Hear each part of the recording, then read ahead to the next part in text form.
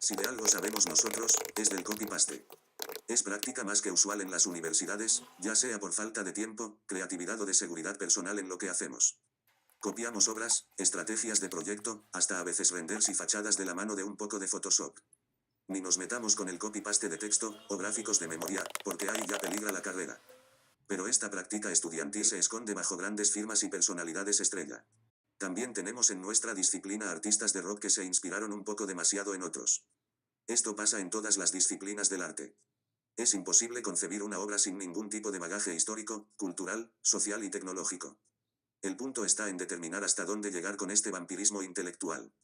Si la obra se toma de recursos previos y los reformula o potencia, eso le agrega un plus, que hace posible establecer relación de la obra nueva con la previa, sin hacer papelones. El papelón sí sucede cuando aclamadas obras revolucionarias, proclamadas a los cuatro vientos como el futuro, resultan ser una mera copia de algún discreto arquitecto, que por no ser tan extravagante pasó desapercibido. Podríamos leer toda la arquitectura de Le Corbusier como un copiar y pegar operaciones que se repiten, una y otra vez en sus edificios. Y podemos ir más lejos. En toda la historia de la arquitectura existe un copy-paste más o menos complejo, de estilos, arquitectos, y edificios. Copy-paste puede entenderse entonces como un proceso en el que un elemento específico es extraído de su ubicación original, transformando o no sus cualidades de escala, proporción y tamaño. Y es insertado en un nuevo elemento del que comienza a formar parte, aportando sus cualidades a la formación de un todo discontinuo, donde puede resultar reconocible o no. El primer arquitecto que atacaremos es Rem Koolhaas.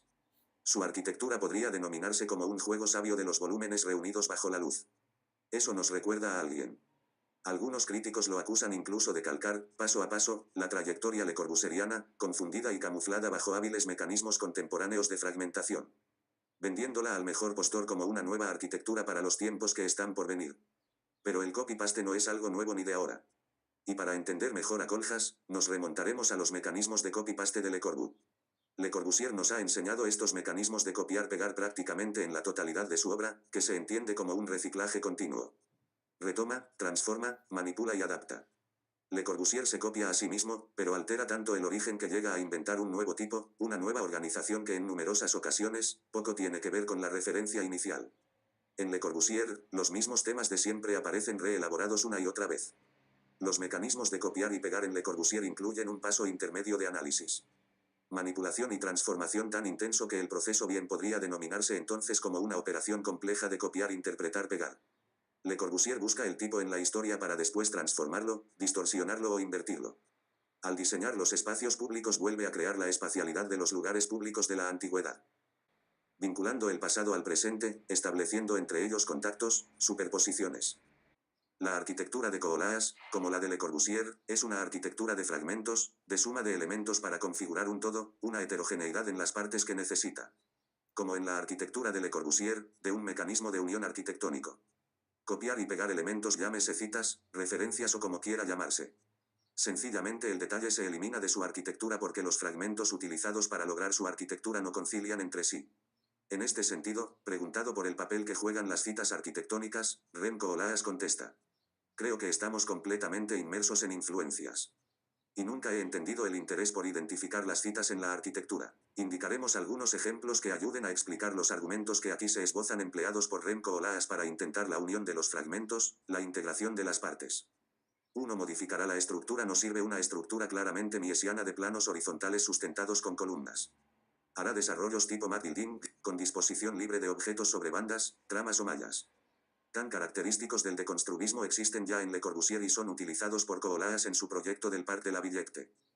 2. Confundirá los programas. Buscará huir de la identificación programa-forma tan propia de Le Corbusier, haciendo arquitectura con programas y no con formas. La libertad con la que Koolhaas pretende manejar los programas, con la excusa de reflejar cierta incertidumbre o inestabilidad, se traduce también a Sada música de Oporto, en las que un salón se convierte en una sala sinfónica. Y diferentes estancias de la vivienda pueden ser diferentes espacios de un edificio público. Estamos quizá ante el ejemplo más evidente del copy-paste llevado al extremo, el de copiarse a sí mismo. 3. Trabajará, investigará y alterará el tratamiento de ciertos materiales como espejos y vidrios que contribuyan a romper el volumen de origen Le Corbusieriano. El empleo que los materiales hace Rem Koolhaas está lo más alejado posible de Le Corbusier, y ni, por asomo, al uso y empleo que de los materiales hace Mies van der Rohe. Tampoco el detalle constructivo servirá para unir los fragmentos del copy-paste. 4 multiplicará los elementos de conexión rampas, escaleras mecánicas. En la obra de Rem Koolhaas, como en la de Le Corbusier, el movimiento es fundamental. Pero no lo es por el hecho de desplazarse de un sitio a otro. Es importante el movimiento en Koolhaas por las conexiones que crea, por los puntos que une y enlaza. Algunos ven a Rea Koolhaas como un arquitecto estrella, al que se le permite todo tipo de robos y se lo aplaude por cualquier cosa. Otros, interpretan su obra como la representación de los tiempos posmodernos fragmentados en los cuales vivimos. Lo dejamos a criterio. Por lo menos Koolhaas dice que fragmenta, o que copia y pega. Y así como líquidos son los tiempos posmodernos que se desvanecen, la escena la copó otra estrella del momento. La diferencia está en que ni toca el tema del copy-paste, ni de la fragmentación, sino que se proclama el futuro, lo nuevo, lo actual. Habiendo trabajado en OMA, Bjarke Ingels fundó su propio estudio y se consagró con la construcción de su primer gran obra La montaña. ¿Le suena conocido el corte? Amancio Williams proyectó su aterrizado en 1942. ¿Lo habrá visto el estudio Big? Otra gran obra revolucionaria, además de sus libros, charlas TED y documentales, fue realizar un edificio de vivienda con un pasillo de acceso cada 3 niveles, buscando economizar circulaciones. Una idea muy novedosa.